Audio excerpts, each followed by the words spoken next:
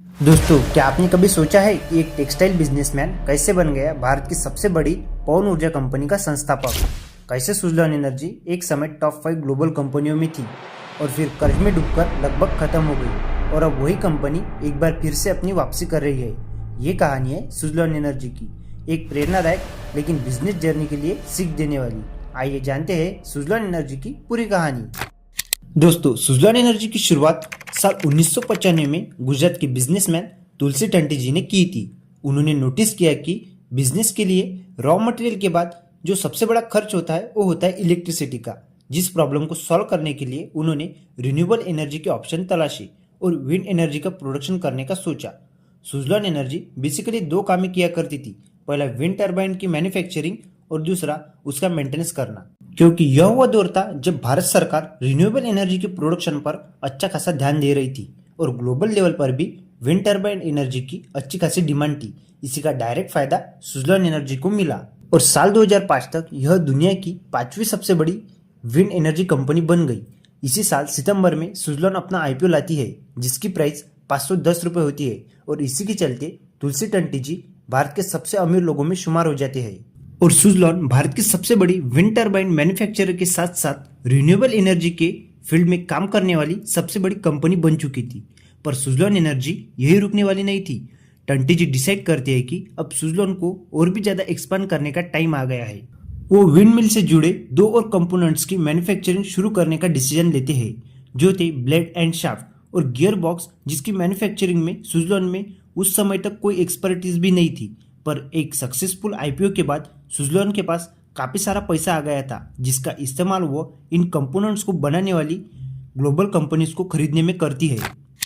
साल 2006 में सुजलॉन ने बेल्जियम की कंपनी हसन ट्रांसमिशन को एक्वायर किया, जो कि गियर बॉक्स बनाती थी। इस डील के लिए सुजलॉन ने $565 मिलियन दिए थे। यही नहीं, साल 2007 में सुजलॉन ने जर्मनी की बड़ी विंड एनर्जी कंपनी सवियन को $1.6 बिलियन में एक्वायर किया। इस पैसों का इंतजाम सुजलॉन ने दो तरीकों से किया। कुछ पैसे उन्होंने अपनी कंपनी की शेयर बेचकर किए, तो बाकी पैसे उन्होंने लोन पर उठाए, जिस कारण स्टॉक मार्केट में सुजलॉन की शेयर प्राइस तेजी से गिरने लगी।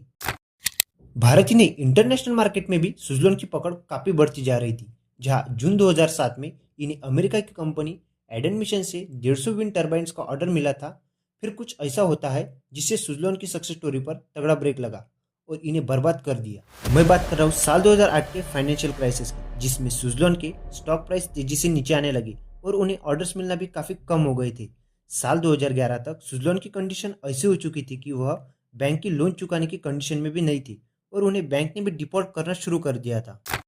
सुजलॉन एनर्जी की प्रॉब्लम यही नहीं रुकी, क्योंकि इसी साल भारत सरकार ने विंड एनर्जी पर इंसेंटिव देना बंद कर दिया था और फिर साल 2011 से 2015 तक सरकार ने विंड एनर्जी प्रोजेक्ट्स पर कोई टेंडर ही नहीं निकाला, क्योंकि अब गवर्नमेंट का फोकस विंड एनर्जी पर नहीं बल्कि सोलर एनर्जी पर था, जिसके कारण सुजलॉन एनर्जी साल दर साल लॉस में जा रही थी। सुजलॉन का बैंक लॉस बढ़ता जा रहा था और साल 2019 में तो एक समय ऐसा आ गया था कि यह कंपनी बैंकरप्टी के कगार पर पहुंच गई थी। पर तुलसी टंटी जी इस सिचुएशन को पहले ही प्रेडिक्ट कर चुके थे, जिसके चलते कंपनी को इस डेट ट्रैप से निकालने के लिए उन्होंने एक कड़ा फैसला लेते हुए कंपनी के एसेट को बेचना शुरू कर दिया था। साल 2015 में ही सुजलॉन ने $1.6 बिलियन में खरीदी गई कंपनी सवियंस को महज $860 मिलियन में बेच दिया और फिर सन फार्मास्यूटिकल्स को सुजलॉन का 23% स्टेक भी $220 मिलियन में बेच दिया।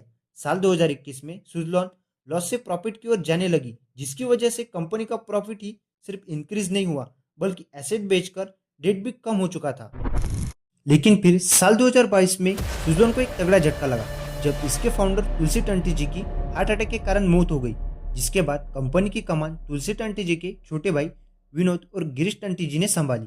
इन्होंने भी सुजलॉन का लोन कम करने के लिए इस एसेट को बेचना जारी रखा, जिसके चलते आज सुजलॉन का लोन 150 करोड़ से भी कम बचा है और रिटेल इन्वेस्टर भी एक बार फिर से इस कंपनी पर भरोसा कर रहे हैं। यही नहीं, रिसेंट ईयर में भारत सरकार ने एक बार फिर से विंड एनर्जी के सेक्टर पर ध्यान देना शुरू कर दिया है और इस सेक्टर में बड़े बड़े प्रोजेक्ट्स निकालने जा रहे हैं, जिसका फायदा सुजलॉन को होने वाला है।